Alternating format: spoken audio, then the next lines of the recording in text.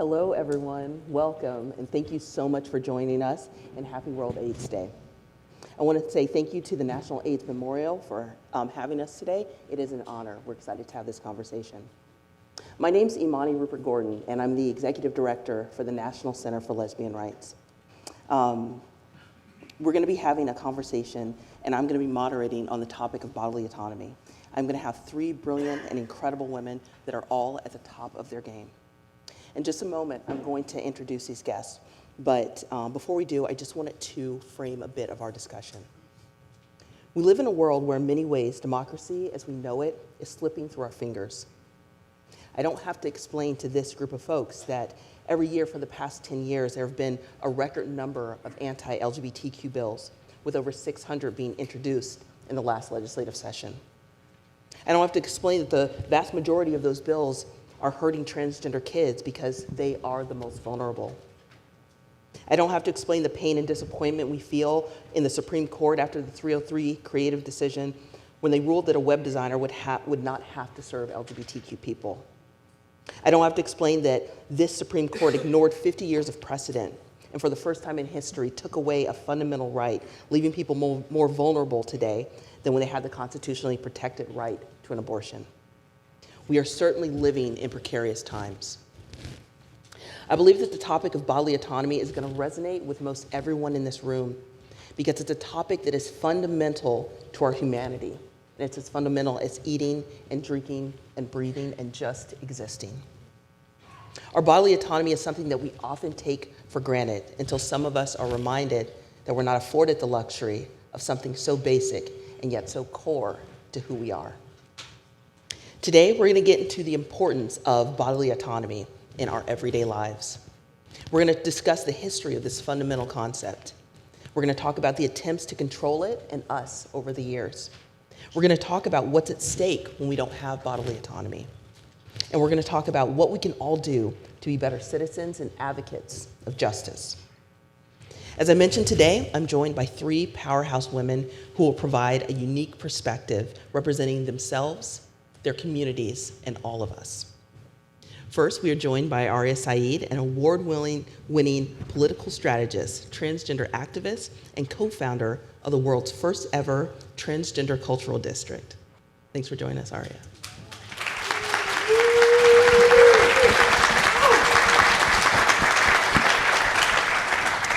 And next, we're joined by Asmara Gebre. Asmara is a certified nurse, midwife, and associate clinical. I'm sorry, is this bothering folks? Does it sound okay? Okay. No, I'm sorry. Asmara is a certified nurse, midwife, and associate clinical professor at UCSF and the founder of the Black Midwifery Fellowship in California. She's also one of two Black midwives who lives and works in San Francisco. It's amazing, and thank you for being here.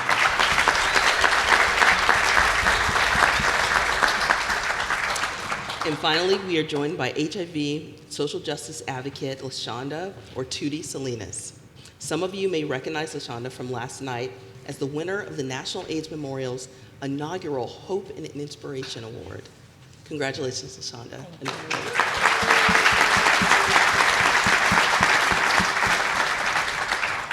To get us started and to frame our discussion today, Lashanda has graciously agreed to share her story with us. Lashanda, the floor is yours. Thank you. Back in 2006, 2007, I was in a relationship with a gentleman that I had told previous that I was HIV positive. We dated for a brief time, and I decided that we needed to separate. Everything was good until I was at work, and the police came into my job and told me they have an arrest warrant for me. And I asked why. And he said, because your ex has filed charges against you, stating that you did not tell him you was HIV positive. I went to jail. I was given 3 pleas. One was 3 years in prison, 1.5 years in prison, or 1.5 years on probation. The final plea was 3 years on probation. I knew I was innocent. But I took that plea deal because my father had just passed and I wanted to be at his funeral. So I took that plea. I went and took the plea. The judge didn't tell me I would have to register as a sex offender. And when you think of sex offenders, you think of someone who has molested a child. Not only was I on the registry, I had to pay $150 every year to be on that registry. Also, while I was on probation, I had to take a lie detector test every 6 months. I had to pay for that as well, which was $150, on top of the fines and paying my probation officer as well. But on May 17th of this year, Governor Bill Lee amended a law that if you are convicted of criminal exposure to HIV, you can come off of the sex offender registry. As of July 7th of this year, I no longer have to register as a sex offender.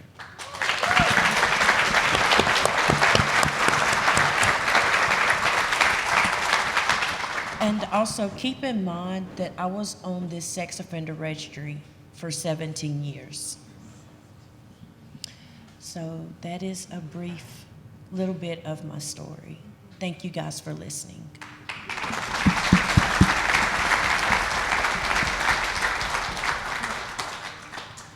Tootie, thank you so much for your honesty, for your bravery, for your vulnerability, and for your advocacy. The world is better and safer because you are doing this work, because you're an advocate.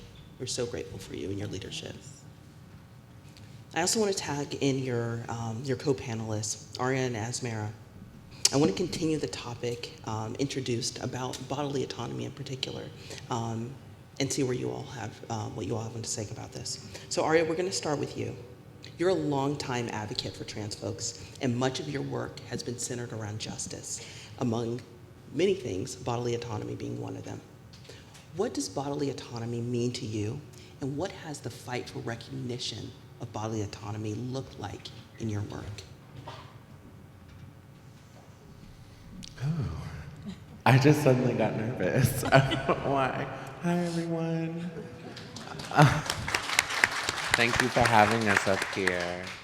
The biggest thing about body autonomy that I could simplify is that I have the right to exist in my body without consequence. And so much of it, obviously when we think about body autonomy, we think of it in more of a political lens of the state, right? That our government dictates laws about what we can and cannot do with our bodies, whether it's the right to choose to conceive a child, the right to access medical care as a trans person that's gender affirming, the right to what have you. But more than that, to me, is we live in a world that tells you, and I think as queer people and trans people, we know this very well, tells us that we could be whoever we want to be when we are kids. How many people have heard that when you were a kid? You can be whoever or whatever you want to be. You can be an astronaut, you can be a doctor, you could be an actor or whatever it is, and then as queer people, as trans people, as gender variant folks, anyone under the landscape of oppression, we then decide for ourselves who we're going to be in the world. And we have a process called coming out, right? But first we come out to ourselves in many different ways. And then the world tells you, no, no, no, not like that. And then we're penalized for it in so many ways, whether it's our families, right? Many of us have experienced being kicked out or disowned from our families. Many of us have experienced consequences of our identity.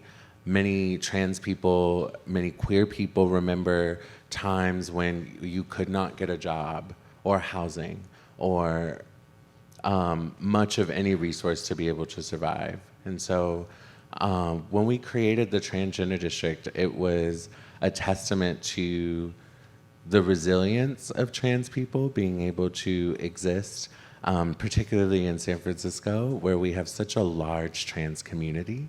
So we have over 500 trans people living in the Tenderloin. How many of you knew that? Raise your hand. And yet, most of our folks are living in abject poverty as a consequence of them choosing themselves first, which many of us can relate to. We've had to give up so much to be who we are. And now we're seeing nationally how we are always on the menu for legislation. Anti-LGBT rhetoric continues to grow internationally, not just nationally. The Kill the Gays bill in Uganda, Don't Say Gay in Florida. We're seeing so many ways that trans people and our experiences are being weaponized against us. Like, oh, if you identify as trans, can you identify as a cheetah as well? And yes, I can. That's what bodily autonomy is.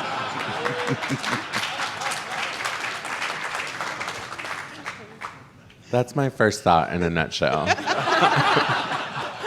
For the news crew, just to add a little more nuance, sorry. Hold on, I forgot there's cameras. The audience understands what I'm saying. But the fight to exist in a world that does not want us to exist is the reason why we're gathered here today. We've seen so many people in our communities be impacted by AIDS and HIV, but also poverty, stigma, right? Anti-LGBT, transphobia, homophobia, and we're still here in spite of all these obstacles that have come in front of us. And so trans people and queer people are fighting to live in a world that allows us to exist freely, and whether you agree with that or not, that you respect their humanity and their authenticity, that I am who I say I am, without question. And that is the fight for body autonomy that we are striving for. And so the secret that people forget is that when you liberate our most impacted folks, everyone else gets to benefit from that liberation.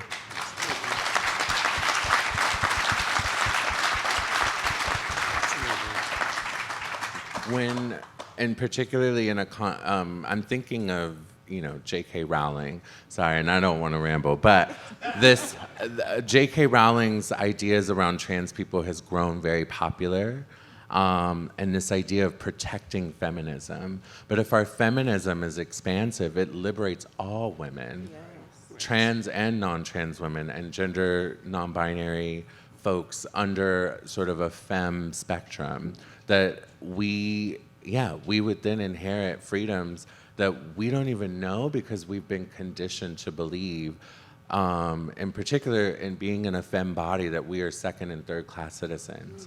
But if we liberate trans folks, right, everyone else in the world gets to benefit from that. I can't stress that enough.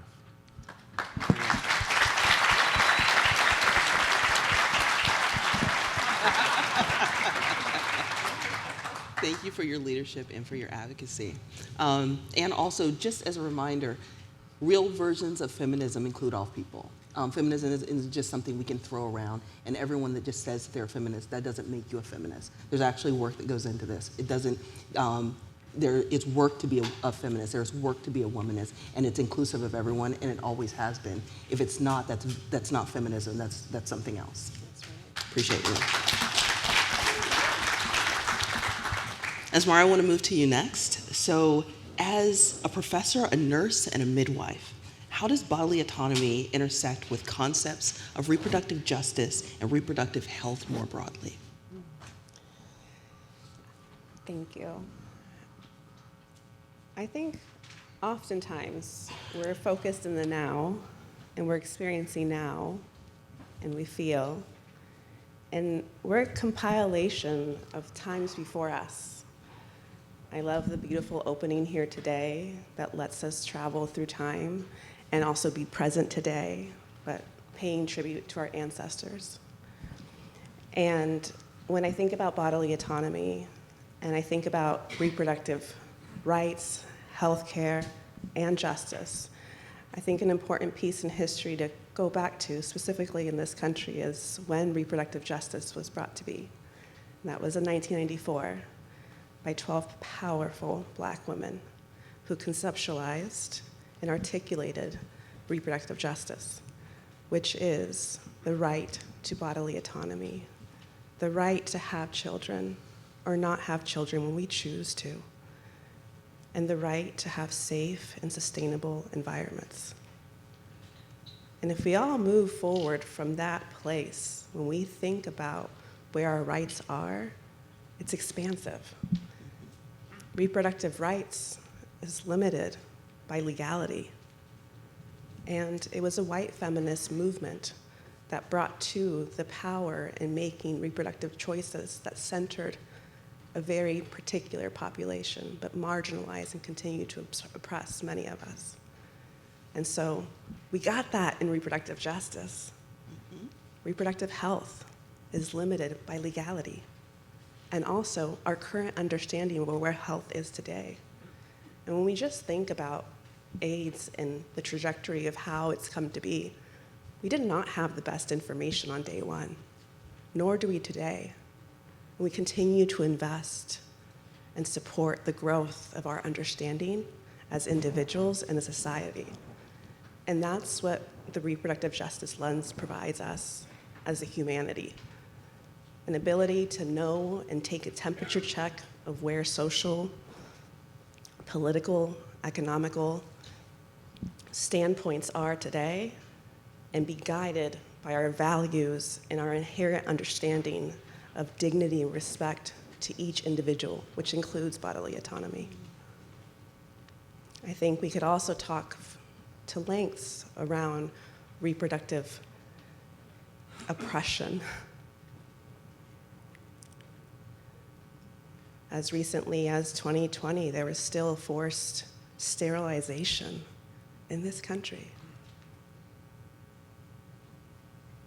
The foundation of this country's economical system depended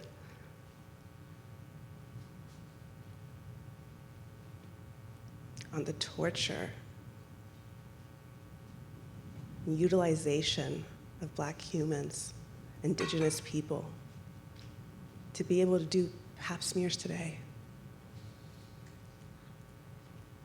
I think as a society, we have a lot to reckon with around how we've utilized human bodies as objects for a greater gain, when in reality, it's the love, it's the presence and appreciation that each of us can contribute to the folds of who we are as humans that truly matters.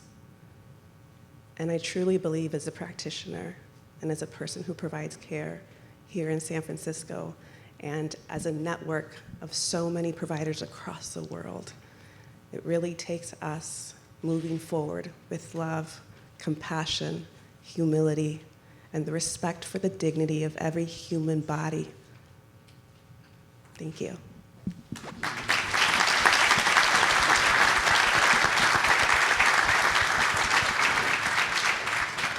Laura, that was beautiful. Thank you so much. So we're talking about bodily autonomy right now, why it's important, and what it looks like in this moment.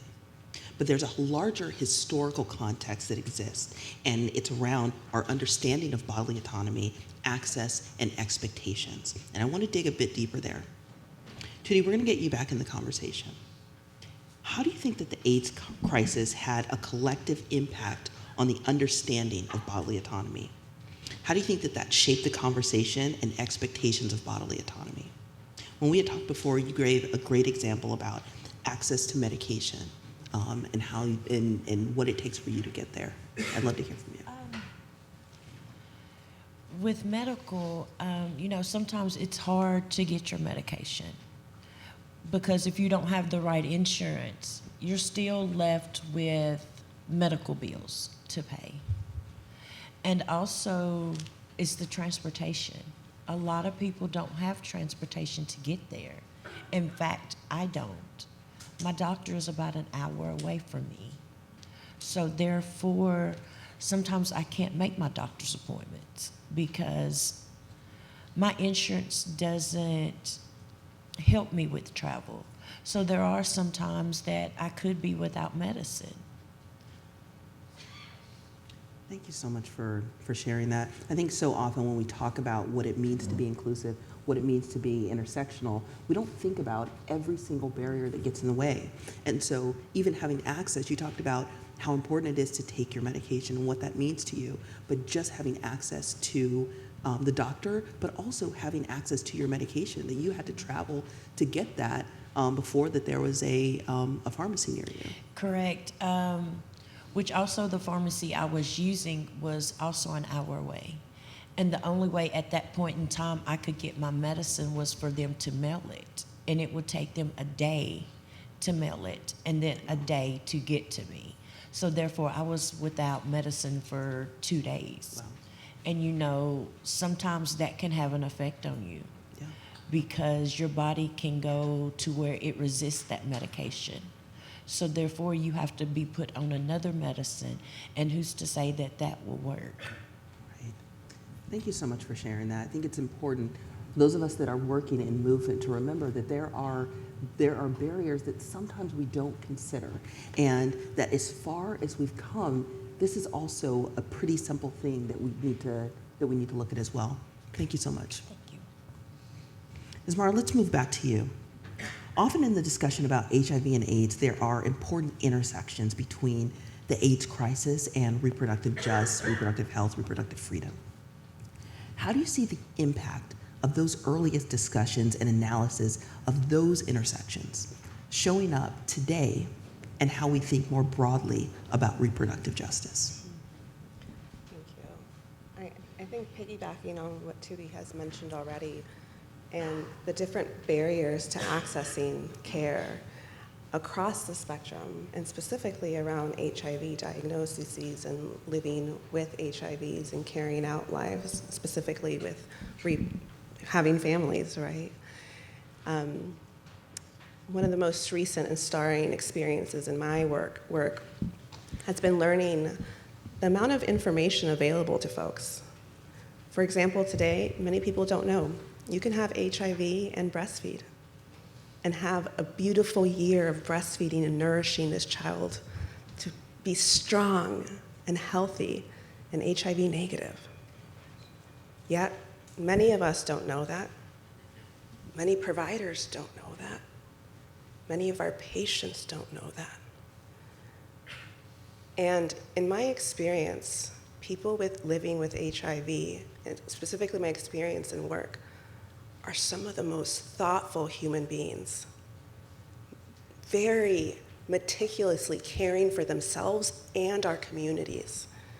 And the fact that we aren't doing our diligent job to ensure that we're as educated as possible and sharing this information with our communities without stigma is concerning. There is nothing so fundamental as being able to feed off of our bodies our next generation. That's powerful.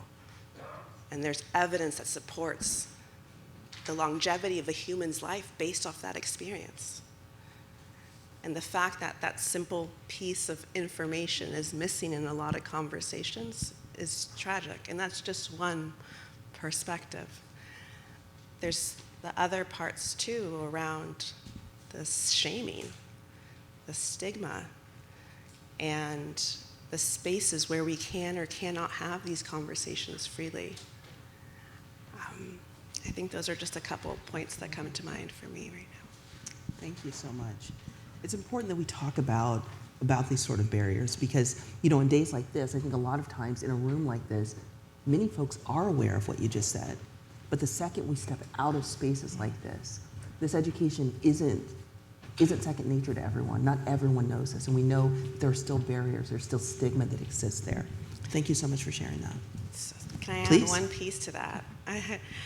I think it's also important to highlight and the history around AIDS and the research that has taken place.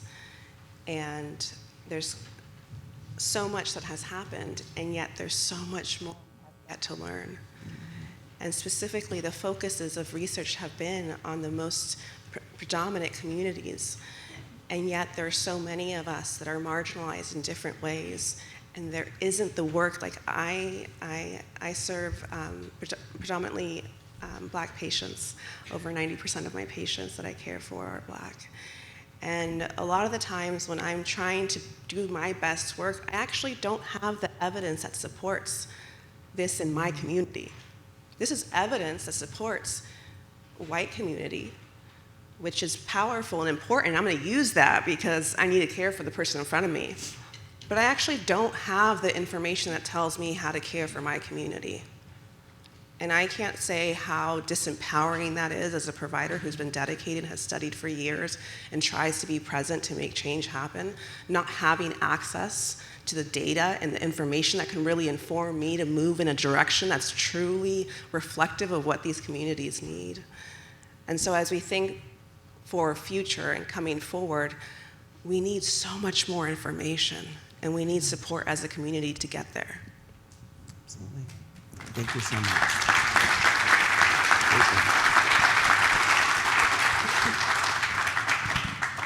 Aria, let's get your perspective on the historical context as well.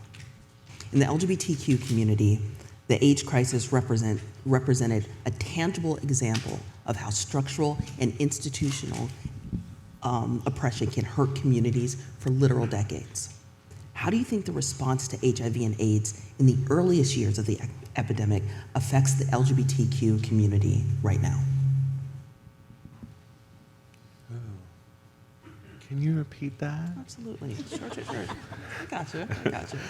Partly because there's like living legends in here, and I'm like, You're like, I'm only 34, so I don't want them to side-eye me like, wait, I was there. What are you talking about? I love it. Absolutely.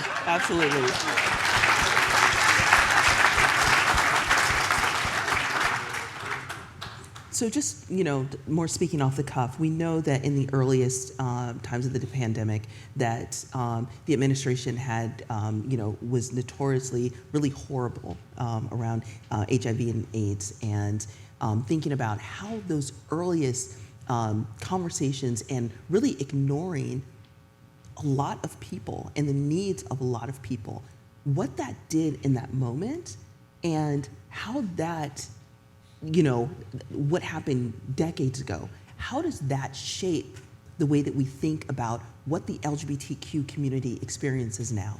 When we think about structural and institutional change, those are things that are made up by our institutions. They are made up by institutions that are here to protect and to support us. They are the administrations that serve us. They are the hospitals that we go to when we're sick. How do those earliest failures, what do they do to make this sort of larger picture about how the LGBTQ people have a different experience today?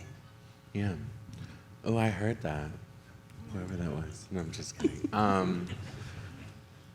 Yeah, I think we, as powerful as we are, we're here now, and a lot of times I think as queer people, we don't, and as trans people, I don't think we get to digest that we live the lives that we lead today, that so many people that we've either known or our queer ancestors just could not even fathom. At the same time, we are still having to do a tremendous amount of work to advocate for ourselves, even to get the most baseline healthcare or access to resources. We've seen how stigma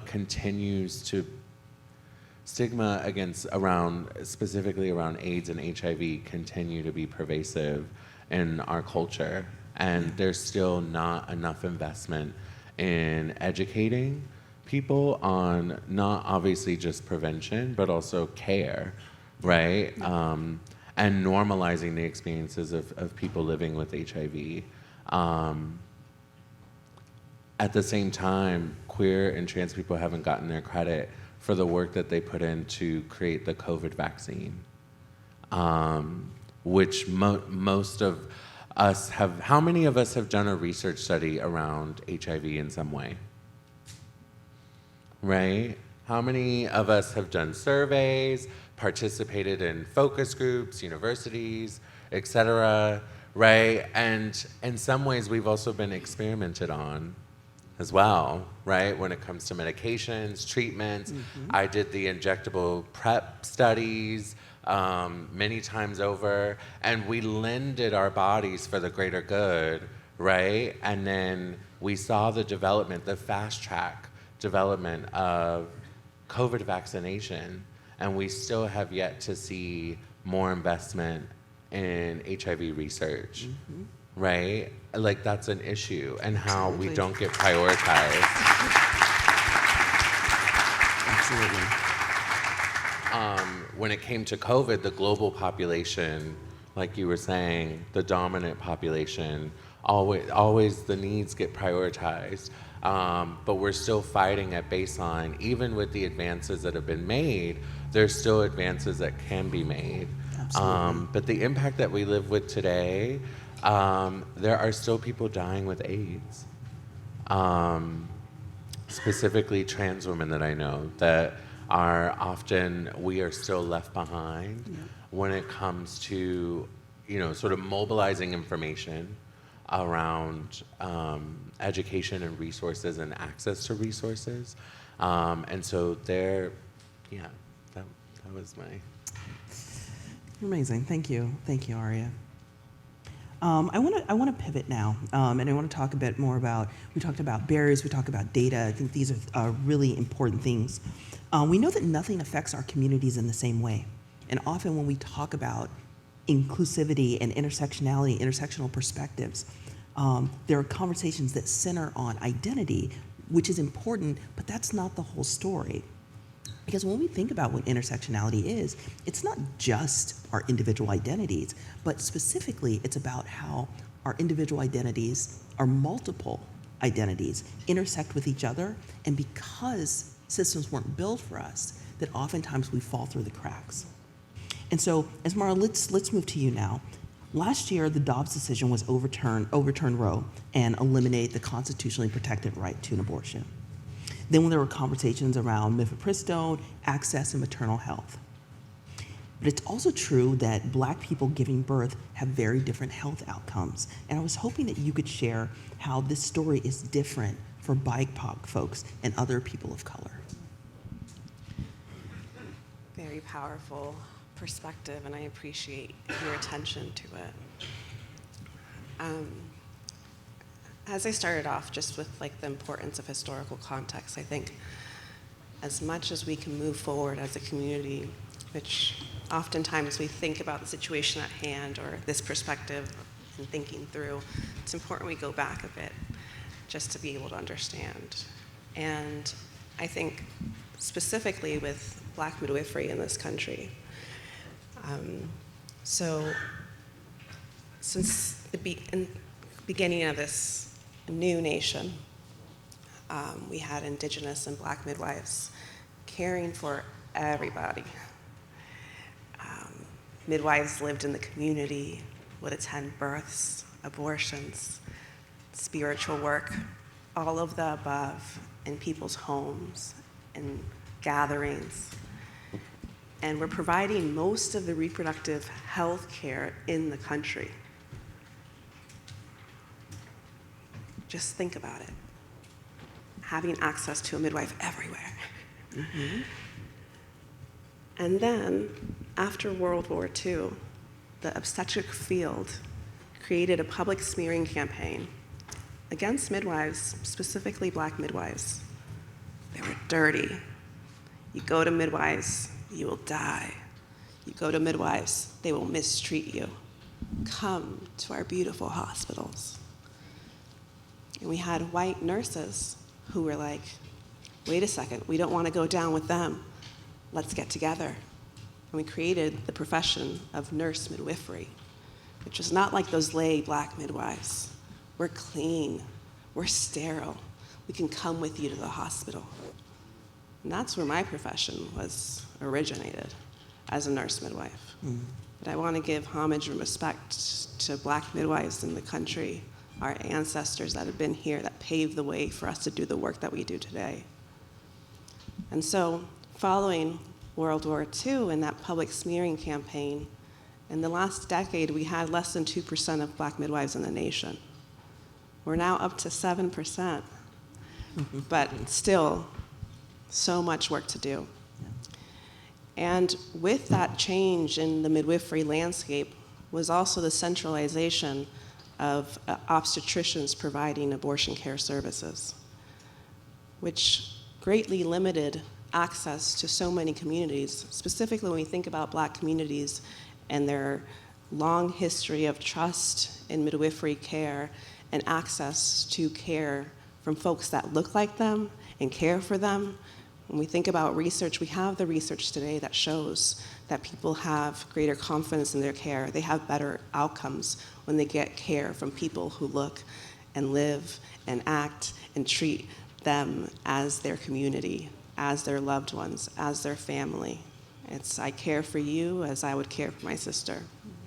I care for you as I would care for my father. I care for you as I would care for my grandmother. And so our institutional structural system has made that very difficult for Black community to access.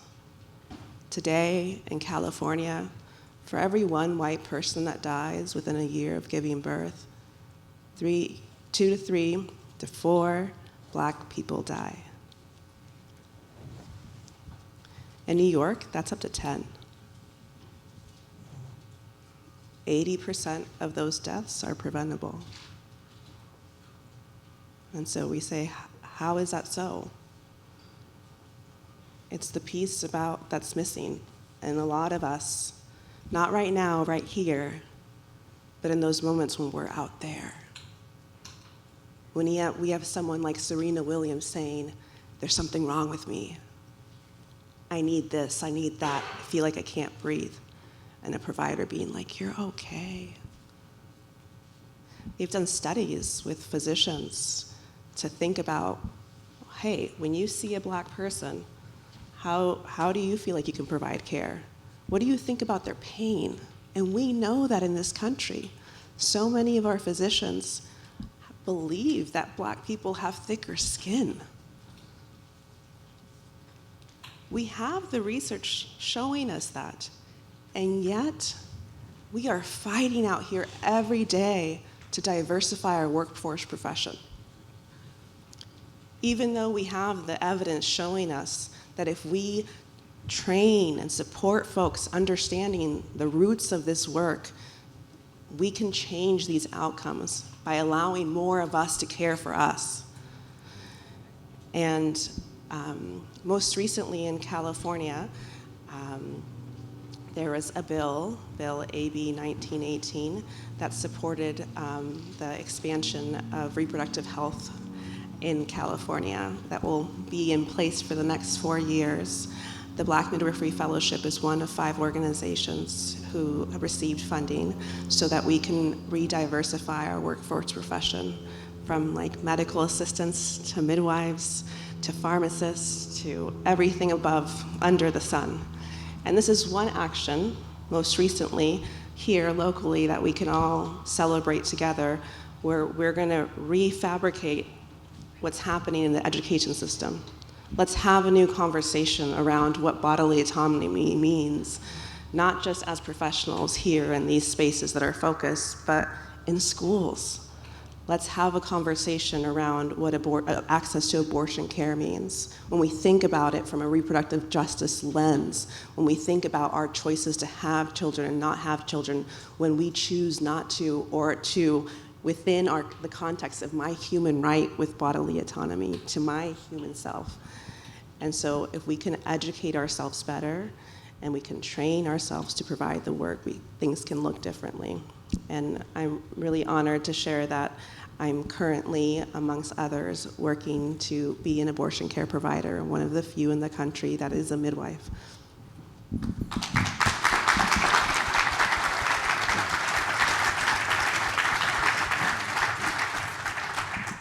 Thank you so much. Thank you so much, Asmara, for highlighting the importance of care, and just a reminder that even when we're dealing with the same things, we don't have the same health outcomes. And one little piece around like the intersectionality about things is we often look at humans from a fragmented lens, and we're taught to do so, either when it comes to how we connect with somebody to how we provide care for people. And the reality is that we are not parts of what we're accessing or what we're getting care for currently. We're a whole person. So I feel like it might have come across really random to be really proud to be providing abortion care services, but my patients aren't just my patients when they become pregnant and desire to carry out their pregnancies. I too care for them when they make a different choice next time or the time before. And they're not just that person in that moment, they're my community. And I want to be able to provide the kind of care like many of us want to do as a community once again. Thank you so much. They're telling us that we're running out of time, so I want to give you all just one last word. So this can be, I want this to be open to whatever you want it to be. So we're going to be looking to what we need to do next. I know that we all want to be doing the right thing, but sometimes we don't know what that is. You have an audience in front of you right now. What would you tell us that if we wanted to be better advocates, better friends, better humans, what are the things that you would ask us to do? Or what are the things that we have done that you find the most helpful? If it's a part of our movement, if it's a hashtag, whatever that is for you, what would you share with the audience? Tootie, let's have you go first. I would share just some hashtags, and it would be Tennessee HIV Modernization Coalition. It would also be the Elizabeth Taylor AIDS Foundation, and also Lashanda's Fight. Thank you. Asmara, let's have you go next. Thank you. Something that comes to mind right when you say that is just our current state and where we are today as a world. And what's been really moving to me is a hashtag, We Are Palestine. As a daughter of a refugee from Eritrea who lost his father in war and came to this country and was criminalized by the war on drugs here that left me to navigate life without a father. I think about all those beautiful people that don't have the right to bodily autonomy today. The thousands of people across border lines that are suffering. And so when I read and I see We Are Palestine, I get to make that connection and how it's impacted me today as a 35-year-old person. And I think it's a beautiful moment in our history where we can share these griefs and loss openly, and specifically here in a country of so much immigration. It's important that we take a moment and connect, because that's what we are. We're connections. My bodily autonomy, my humanity is dependent on yours. Thank you, Asmara. Thank you. And Ari, last word is yours. What would you tell the audience? How could they be better?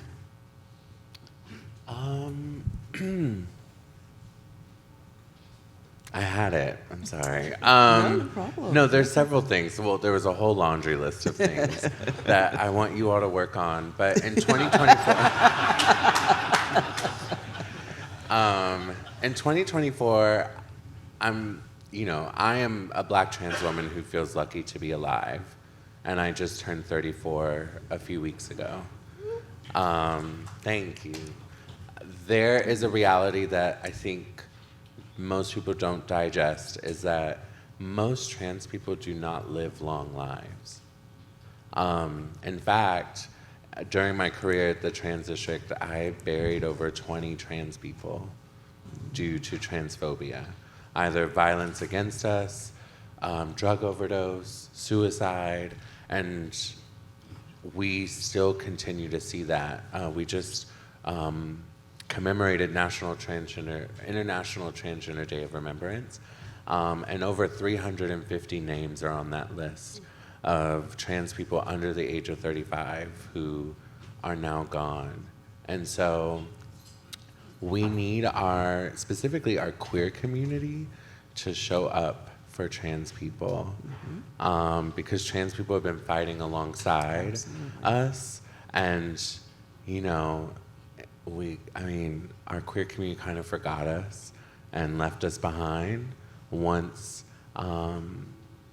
queer people got to be more accepted by cis straight people. And so today we see that, many of our queer folks have been able to acculturate into society and work in knowledge-based jobs and own homes and be married and not have to deal with the reality that most trans people in our lives are unemployed or unemployable due to incarceration for having to do survival sex work or being homeless or what have you. And so the assignment for each of you is to think about your workplaces, where you work, and how many trans people work there. And if there are none, then I want you to march into HR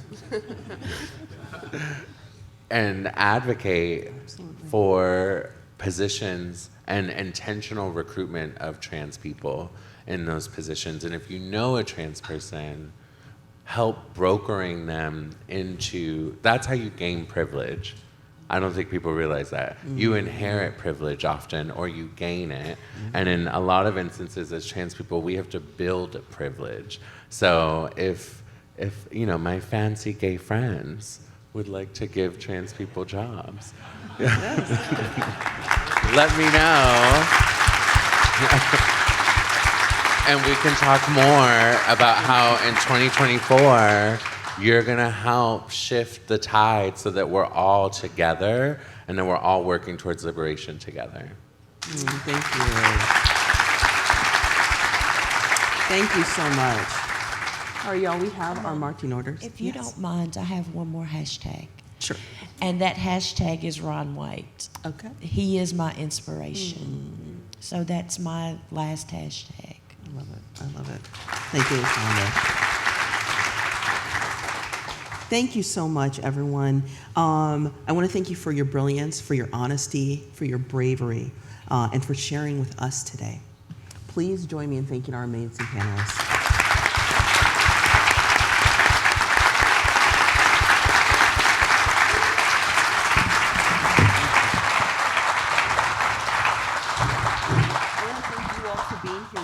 And thank you so much to the National AIDS Memorial for having us today. And lastly, on this World AIDS Day, let's take our time to renew our commitment to learning. We stand on the shoulders of giants, people that planted seeds never knowing if it would be them that would stand in the shade. Let's finish our time together, and thank you so much.